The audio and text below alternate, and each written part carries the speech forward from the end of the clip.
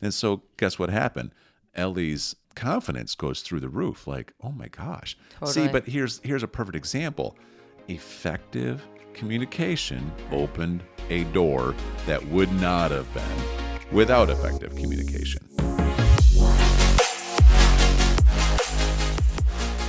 Hello, everyone. We are Greg and Jacquie Francis, and welcome to High Performance Parenting, where our passionate goal is to encourage you to raise champion children in a crazy world. Every week, we will bring you multiple episodes from our extensive experience of raising our six happy, healthy, successful, godly kids who are confidently equipped to win big in life. We deeply believe that any parent who is provided with the right knowledge and continual support can raise amazing kids. And when they do, all of our futures get better. If raising up future generations of absolute champions matters to you as much as it does to us, here's how you can contribute.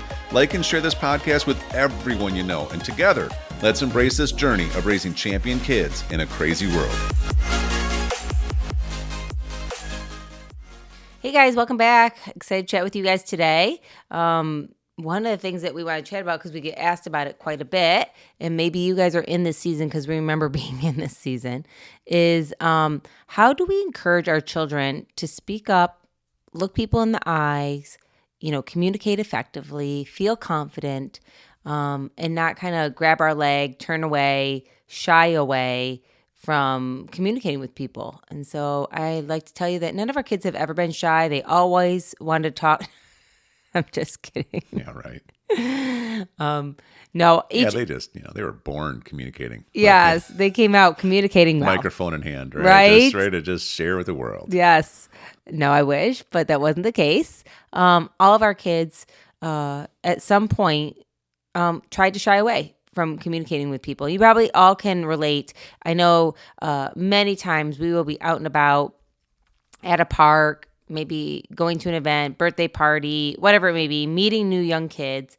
And, you come up to a little kid and you say, "Hi, what's your name?" "My name's Miss Jacquie." And they'll kind of just look around, maybe turn towards their parent and won't say anything. And then Hunter will be like, "My name's Hunter." And she'll be like, tapping the person on the shoulder, "My name's Hunter. What's your name?" And, we've all been there where the kids just kind of don't want to say anything. Mm-hmm. Right. So, when you take it from kind of when they're really small, how do you start this process of teaching kids to communicate effectively? Well, I'll tell you, I think it starts with mom and dad recognizing that if you're going to be successful in almost anything, I don't care if it's something to do with school. I don't care if it's trying to be a leader in a sport.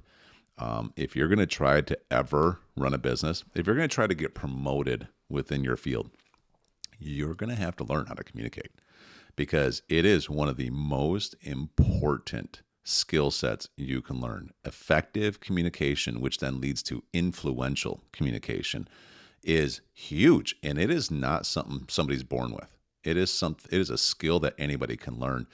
And I know this because I grew up really not being taught how to communicate well at all. And it just never was a priority in my household. And so as I would start pursuing different things, whether it was getting into engineering school, one of the things that I would struggle the most with would be anything that had to do with having to do a presentation or anything like that, right? Even at work, I remember I would be the guy who would try to almost sign up for the behind the scenes engineering everything because I was too afraid and didn't have any confidence in my communication skills. And then of course, I get a network marketing business, and you have to learn how to communicate there because it's a lot of leading and recruiting, et cetera. And that's where my journey really began, of being forced into positions to learn. But then I started studying it, but it wasn't until I was 27 years old that I even tried to start a journey of learning how to be a good communicator. And I feel like I've come so far since then that it gives me so much confidence that it doesn't matter where anyone starts, you can learn to be a great communicator. But the point is, for our kids, one of the things that really motivated you and I to really help our kids early on learn how to communicate effectively is how much we saw when we learned how to communicate effectively, it advanced our life. Opportunities started showing up that never would have before. We are invited to speak. We are invited to teach. We are invited to lead. We can coach. We can do so many things that we could have never done without effective forms of communication. We can negotiate. We can cast vision. There's so many. You and I have a better marriage because we can communicate well. Like it's every single layer. So because mom and dad get a hold of this matters, now we start building it into their kids. Instead of having that, boy, I wish someone would have taught us when we were young mentality, it's like, yeah, we do. Why don't we do it for our kids? Why don't we start them early? Why don't we get our kids a point where they're never afraid to speak in public? They're never afraid to shake someone's hand and, have a conversation eye to eye. But it's the foundation. So if you're a parent out there, I want you to just realize that even if you currently struggle with communication, just recognize how important it is. Start working on it for you and with your kids, because it'll help. It'll help create promotion in your life more than we can probably even describe. Wouldn't you agree?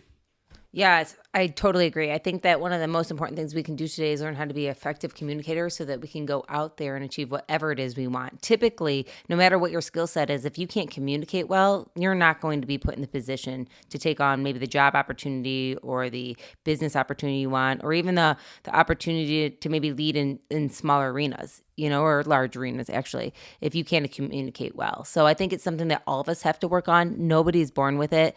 It's a skill that we develop, and some people grab a hold of it and others don't. But I will tell you, early on in life, one of the biggest things that we taught our children were the importance of really looking people in the eye, really speaking up, feeling confident in yourself, so that people didn't have to keep asking you, I'm sorry, what'd you say? Right. What'd you say? So how did we do that? So a few simple things that we did is when they were really young, when, they were starting to walk and people would ask them, what's your name and stuff like that. I mean, we would practice at home. First we'd practice at home. And if they were confident at home, I'd be like, I want you to do that just like that when we go out and meet new people, because they want to hear your name. They want to know who you are. So the kids would, oh, okay, and so we would, encourage them. And then when we were out in public. So I just want to be really specific, because I think this helps people so let's just say, you have 2-year-old probably, and say it's Hunter, and so we'd be like, so Hunter, what's your name? And she'd say, Hunter Grace Francis, right? She'd say it. I'd say, okay, can you say it a little bit louder? Yeah. Hunter Grace Francis. And I'd be like, okay, can you look at me when you say it? Mm-hmm. Hunter Grace Francis. And all of us would be like, yeah, that's the way to do it.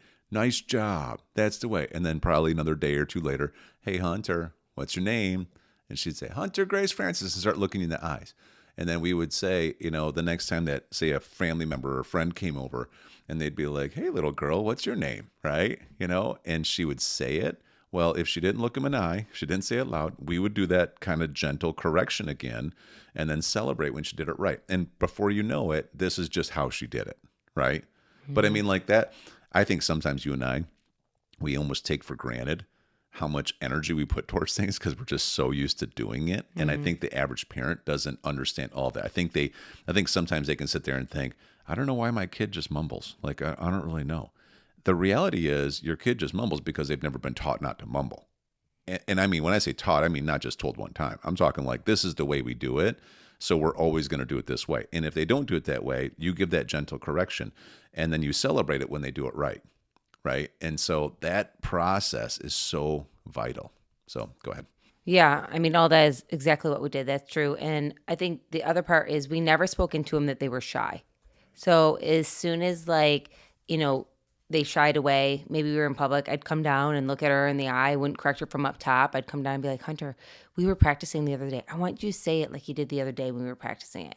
Then maybe she'd say it a little louder, and I'd be like, good job, hon. But I would never sit there and be like, oh, she's just shy. No. She's kind of shy. Or he's shy. He's shy. Or, you know what? She's not comfortable talking in public, or she's not comfortable. Like, we never spoke that kind of negativity over our kids, number one. And number two, that's taught. Like, that is taught. Being shy and all that stuff is like, if you speak it into them, they're going to start acting shy. They're going to start acting nervous. So we would just be like very confident. And what we would do also is help make sure that as they were doing this kind of stuff, that we put them in more environments to keep practicing. The more you're practicing this kind of stuff, the better you feel about yourself, the more you want to do it. I mean, numerous times, if I saw the kids and they were playing and they weren't answering questions that maybe another friend was asking, or even an adult would ask, like, hey, how old are you? And they would just stare at them because they didn't feel like it. I'd come down to their level again and be like, hey, honey, you know how old you are. He asked you a question, or she asked you a question. Can you please answer that for me? And if they wouldn't, I'd be like, they're 9 years old, or they're 6 years old, or they're 2 years old, whatever the case may be. And then when we get home, I'd just explain to them again, especially when they became of age where they could understand. I'd be like, hey, I just want to teach you something. I want you to understand something. Which is probably what, 6, 7 Yeah. years old? Mm-hmm. I just want you to understand something. When somebody asks you, like, what your name is, how old you are, where do you go to school, what your favorite color is, they're trying to get to know you. And if you don't respond back, that's rude. And do you know what rude means? And then I would explain to them what it means to be rude or to be disrespectful, or what it means to, like, shy away from something. And I'd be like, that's not who you are. You're not a rude person. You're not shy. You love to speak and laugh and have fun with all of us. I want other people to see that on you when we go out. So can you please speak up and answer them? And today, I mean, like, we all help each other, because there are times that people are still nervous. I mean, even the big girls will be like, I'm really nervous. I'm going to try out for this tennis team. I don't know anybody right now. I'll be like, okay, let's go over this again. Remember, you're going to want to go up and talk to the coach right away, introduce yourself right away, speak up so they remember your name, like, be assertive. And they're like, okay, so this is what I will do. I'll probably go up and do this. Or sometimes they'll be like, I don't know any of the girls and I don't know what to talk about. I'll be like, okay, well, what's some ideas at your age that you think other, what I mean? We will still go over stuff, because it is important to help set our kids up to be the best version of themselves. That's right. Yeah, I mean, I can think of a million examples. Probably, maybe we'll go through some of this more in the future, but I can think of Ellie recently with cross country, and what an opportunity. So the Chrissy and Drews got to be in cross country last year, 6th through 8th grade. Ellie was only 5th. She's like, kind of felt a little left out. She didn't have any sport to do. I'm like, well, maybe you can ask her if ask the coach. Ask Coach, I think it's DeVore. Ask Coach DeVore if she can allow you on the team. And we didn't know how it would go, because you didn't know if they had all the rules and you had to, specifically be a 6th grade or whatever. And we practiced. She's like, well, so what should I say? And I helped her, craft what she should say, and it was something to the extent of, you just go up to her, and your cute little redheaded eyes and your freckles on your face, or your redheaded hair and your blue eyes and your freckles in your face, and just look straight up at her, 'cause she's really teeny, and just say, Coach DeVore, my name is Ellie Francis. My siblings are Drews and Chrissy. And I just wanted to ask if you would allow me to be able to practice with your cross-country team. Mm-hmm. I expect in the future I'm going to be one of your best runners, and I'd love to get a head start this year if you'd allow me. And, she wrote that down, and then she practiced it. Mm-hmm. And I remember she was going to do it in like 4 days, and she would come up, and every time I'd see her pass by her in the house, somebody like, okay, say it to me. And she'd say it. And by the time it came around to it, she had it down. Right. No. And so I remember her going up in that little practice and standing over there. I mean, I was sitting in the car watching her do it. You know what I mean? She's outside with the rest of the team, was practice about ready to start. And that coach looked at her and literally didn't know what to do other than just say yes. Like, there's no, because it was so well sincerely communicated. And so guess what happened? Ellie's confidence goes through the roof. Like, oh my gosh. Totally. See, but here's a perfect example. Effective communication opened a door that would not have been without effective communication.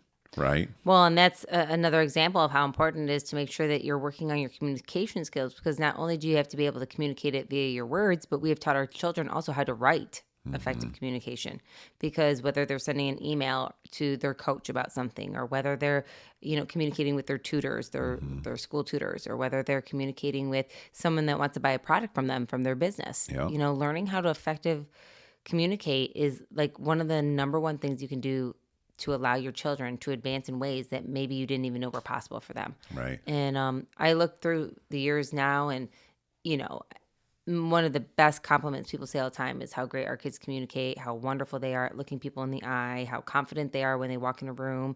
And it doesn't come from just naturally feeling that way. It's doing it even when they didn't feel comfortable. It's doing it and sometimes messing up a little bit. Right. It's doing it and us standing next to them and be able to kind of help facilitate the conversations. Right. And now they're thriving because of it. Communication is what was great is, even with the Ellie example, is like she gets in the team, she's out there practicing, and she's trying her best, but she's teeny, so she's doing her best. But then guess what? She wanted to be able to practice in a track meet. Yep, right? She did it. And so we had to go through this whole process again. She did it. Hey, can you go up to her and say, Coach DeVore, I was wondering, would it be okay if I actually was able to play or actually be able to compete with the team? And she said, I promise you I'll give my best and I will not let you down, coach. Mm-hmm. That's what she said. Yeah, and she did great again. And what'd they do? They went and got her a jersey. Yeah. Right? She officially became part of the team, unofficially. And then she was in the team picture at the end of the year. Put her in the team picture. Right in the middle, no less. So she's super cute and confident that she can do more of that. She did awesome. Anyways, maybe in future episodes we'll give some more examples. I think these specific examples probably will help people a lot. Yeah, we should have Ellie come on soon. We haven't had her talk for a while, so we should probably have her come on and chat. All right, we better end this because I smell something burning in the kitchen. What's going on? We're gonna go check what the kids are making. It's probably your lunch. Probably. We better go check. All right, see you next time, everybody. Hey, everyone. Thanks for listening, and thanks for your love and support. We hope that today's episode added tremendous value to you and your family. It would mean so much to us if you would partner with us on our mission of helping parents around the globe raise champion children in this crazy world. To do so, simply take a moment to like and share this podcast with everyone in your network. See you next time.